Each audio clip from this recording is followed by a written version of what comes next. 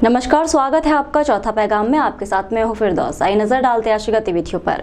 सूर्यपुत्री ताप्ती नदी धीरे धीरे सूख रही है। नदी के दोनों ओर के किनारे दिखने लगे हैं। इस बार जल संरक्षण के लिए कोई प्रयास नहीं किए गए, जिस कारण नदी का जल स्तर कम होने से दूसरे जल स्रोत सूखने की कगार पर है।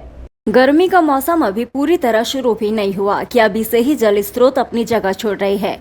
धीरे धीरे नदी नालों का जल स्तर कम होता दिखाई दे रहा है। कुछ ऐसा ही हाल है बुरहानपुर की सूर्यपुत्री ताप्ती नदी का। यहाँ पर इस बार पानी रोकने के लिए किसी प्रकार के प्रयास नहीं किए गए, जिसका खामियाजा भुगतना पड़ रहा है। नदी का जल स्तर दिन प्रतिदिन कम हो रहा है। इससे नदी के किनारे लगे हुए खेत खलियान जल स्रोतों पर देखने को मिलेगा। 2 वर्ष पूर्व रहे कलेक्टर राजेश कौल द्वारा बोरी बंधान का काम किया गया था, जिससे जल स्तर में वृद्धि हुई थी, लेकिन इस बार मैदान पर ऐसा कोई भी काम देखने को नहीं मिल रहा है। और यही कारण है कि ताप्ती का जल स्तर धीरे धीरे कम हो रहा है। ताप्ती के नाम पर लाखों योजनाएं बनी, लेकिन उनको अमली जामा पहनाने में जनप्रतिनिधियों ने कोर कसर छोड़ दी और आज ताप्ती नदी धीरे धीरे सिमट रही है। प्रशासन केवल ठंडी छांव में बैठकर नदी का मंथन करता है। मैदानी स्तर पर हकीकत कुछ और है। यातायात सूबेदार हेमंत कुमार पाटीदार अपनी टीम के साथ मिलकर बहादुरपुर रोड पर पहुंचे। यहां रोड पर पहुंचकर उन्होंने लेजर स्पीड रडार से वाहन चालकों की स्पीड जांच की। ज्यादा स्पीड पाए जाने पर कार्रवाई की गई। यातायात पुलिस यूं तो हर दिन चालानी कार्रवाई करती है, लेकिन बुधवार को स्पीड रडार कैमरे से वाहनों की गति जांची गई तो अधिकांश वाहन चालक गति कम करने निकलने लगे। दोपहर करीब 12 बजे यातायात सूबेदार हेमंत पाटीदार कलेक्टर कार्यालय के पास लेजर स्पीड रडार कैमरे के साथ पहुंचे। उन्होंने सड़क किनारे स्पीड रडार कैमरा लगाकर वाहनों की गति जांची। जो भी वाहन चालक 40 किलोमीटर प्रति घंटे की रफ्तार से अधिक गति से बाइक चलाता नजर आया, उसकी गति इस कैमरे में दर्ज हो गई, जिसके बाद उसका चालान काटा गया। सूबेदार हेमंत पाटीदार और यातायात की टीम को देखकर अधिकांश वाहन चालकों ने वाहन की गति धीमी कर ली, परंतु तब तक स्पीड कैमरे में दर्ज हो चुकी थी। ऐसे वाहन चालकों के चालान बनाए गए, जबकि ग्रीन कार्ड वाहन चालकों के बिना हेलमेट वाहन चलाने पर केस बनाया गया। यातायात सूबेदार हेमंत पाटीदार ने बताया, वाहन चालकों के लाइसेंस और अन्य दस्तावेज चेक किए गए। जिन वाहन चालकों ऑटो टेम्पो की वैलिडिटी खत्म हो गई या जो कमर्शियल वाहन चालकों ने ग्रीन कार्ड नहीं बनाए, उनकी भी जांच की जा रही है।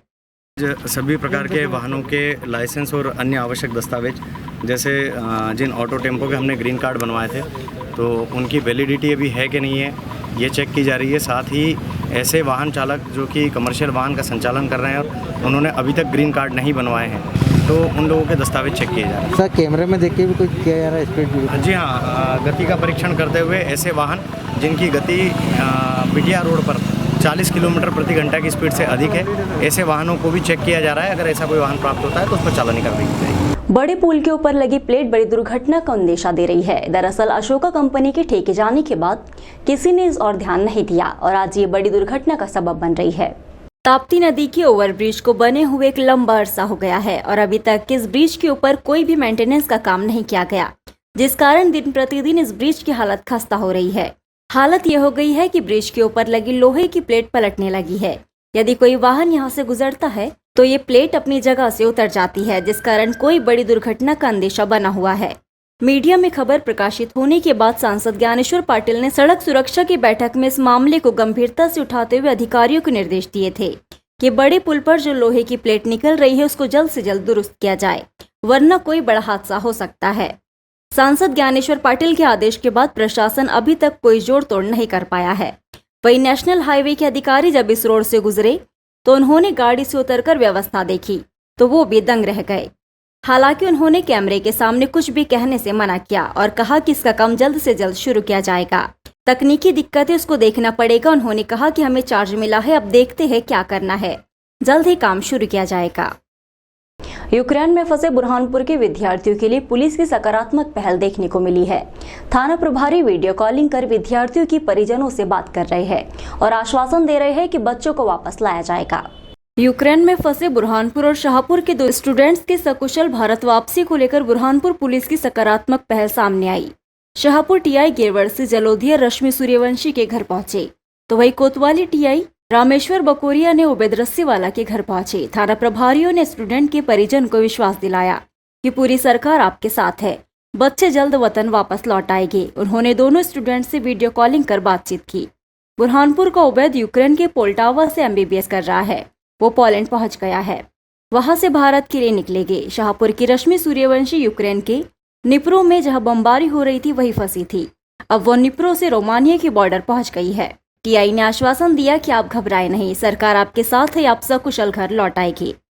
अपने बुरहानपुर ज़िले से जो है वो 2 छात्र, एक छात्रा जो है वो शाहपुर की है, रश्मि उसका नाम है, और एक छात्र जो है वो उबैद जो कोतवाली क्षेत्र का है। ये दोनों अभी यूक्रेन में फंसे हुए थे।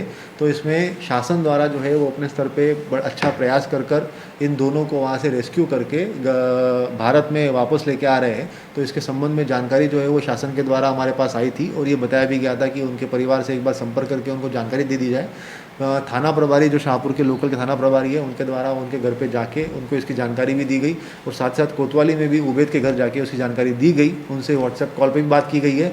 उबैद जो है वो रोमानिया पहुंच गया, रोमानिया से उसको जो है वो वापस लेके आ रहे हैं और रश्मि जो है वो पोलैंड की तरफ जा चुकी है और पोलैंड से उसको जो है वापस रेस्क्यू करके भारत में लेके आया जा रहा है। तो ये खुशखबरी दोनों परिवारों को जब से ही मिली है तो उनको काफ़ी सुकून भी मिला है और जल्द से जल्द शासन का ये प्रयास रहेगा कि उनको जो है वो लेके आ जाए और यही चीज़ जो है प्रशासन के माध्यम से उनके परिवार तक पहुंचाई गई थी।